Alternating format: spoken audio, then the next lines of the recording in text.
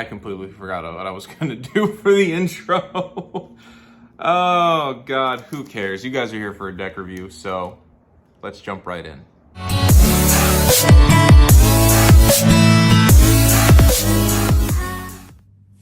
Hey guys, okay, so let's just jump right in. So this is going to be the Momento Mori Genesis deck. These guys just recently dropped, and I had to get my hands on at least one of these and one Gilded Edge edition as well. So we'll be covering the Gilded Edge edition in another video. But for now, let's focus on this deck right here. So we're gonna take these guys out of the cellophane. As always, these reviews are going to be a first impression review, and these are all going to be just like my general first impressions and what I like initially think of the deck. So right off the bat, I'm already having trouble with the tab. Okay, there we go. But the tab was still definitely giving me trouble, so just be careful of that. It was not perforated very well, so. Okay, the box is not going to be very heavily embossed. There is definitely a very thin, very, very fine layer where the skull is and where the skull wraps around the whole deck. Nothing on this edge, but on the bottom we're going to see manufactured by the United States Playing Card Company, Erlanger, Kentucky, 41018, made in the USA. Designed by Adrian Valenzuela. Excuse me, Adrian. I did not mean to botch your last name like that. That was horrible of me. We also have the Murphy's Magic logo that is going to be going along with the current color scheme for the Moris. That popped open, no fucking problem. But on the tab, we're going to see Momento Mori Genesis in a slightly reflective kind of ink, kind of like what we had on the skull here. So let's just take the cards out. Cool. Okay, so right off the bat, I do not like the Jokers. I have an abhorrent and unreasonably irrational fear of snakes, and these are a little too realistic for my liking. So as much as I usually like to keep the Jokers, I'm actually going to be throwing these away. God, those are very terrifying. I do not like those. My God. Okay. The design is great. I will say the design is absolutely phenomenal. I'm just, I am not the biggest fan of snakes. I don't like them. So, okay, enough about that. The Ace of Spades looks fantastic. Custom pips and custom everything on the faces throughout the deck. God, that's gorgeous. That is absolutely amazing.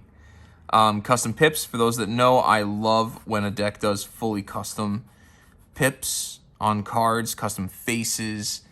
This is just gorgeous. Absolutely gorgeous. At the end, we're going to get a Genesis card. That's interesting. I think that's just the advertisement card, but like they really went all out on that. Holy shit. All right, we'll put that off to the side.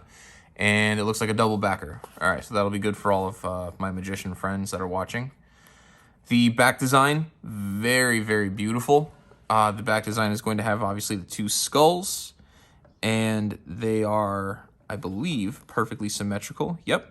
So these are going to be good, so that way they can go the same way backwards as they do forwards. So that's a very nice touch.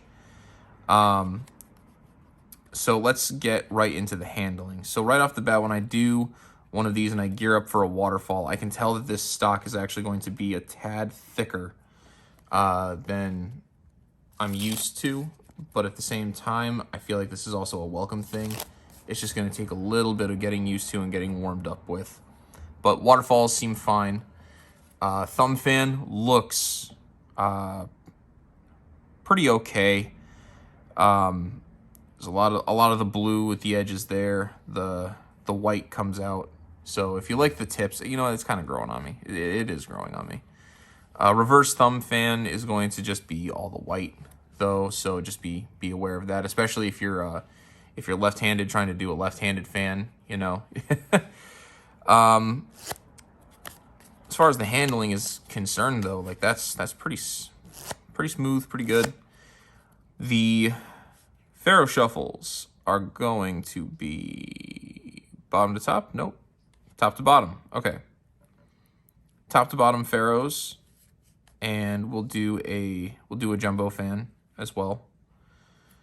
The jumbo fan actually looks a lot better than the regular fan did, and I very much enjoy that.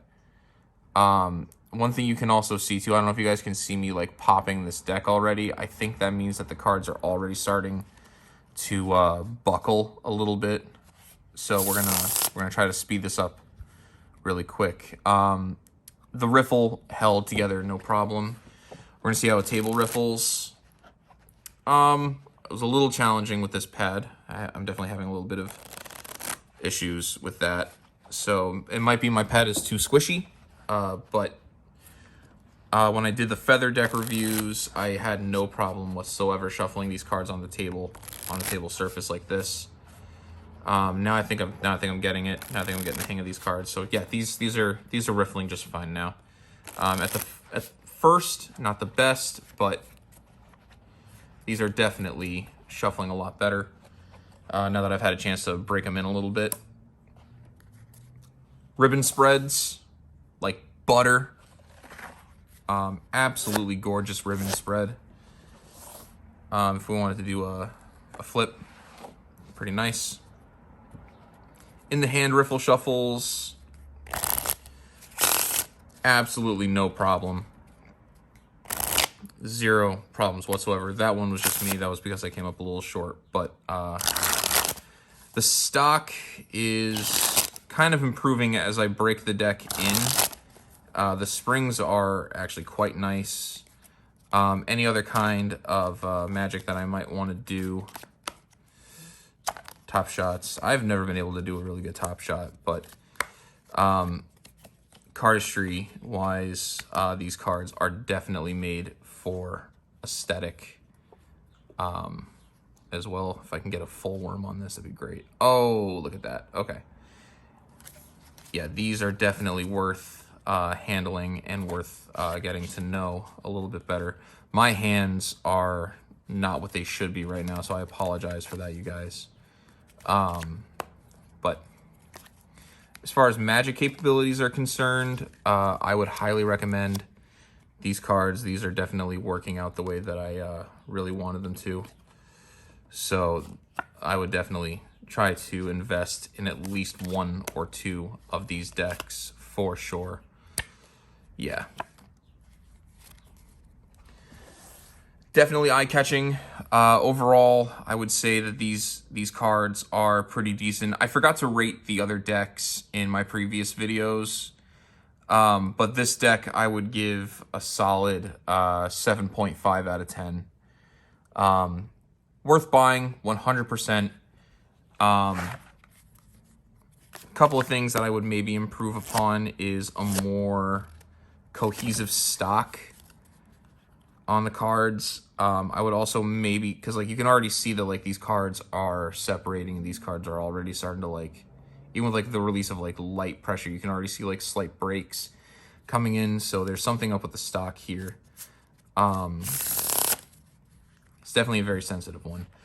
But I would also try maybe a little bit more filler space in here. Maybe like give a different color than just white. But I know that's also like the trademark Memento Mori thing.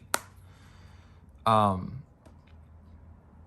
yeah, overall 7.5 out of 10. These cards are not terrible at all. Am I going to buy another one of these decks? Probably not. The one that I have right now, plus the Gilded Edition, is probably going to be more than enough for me. But thank you very much for watching, you guys. I hope you guys enjoyed this video. I hope this was informative. If you guys learned something, or if you guys just enjoyed the video, please consider liking and subscribing in case you haven't yet. And please consider hitting that notification bell as well so you don't miss any updates or any new videos. Thank you so very much, you guys, and please have a wonderful rest of your day.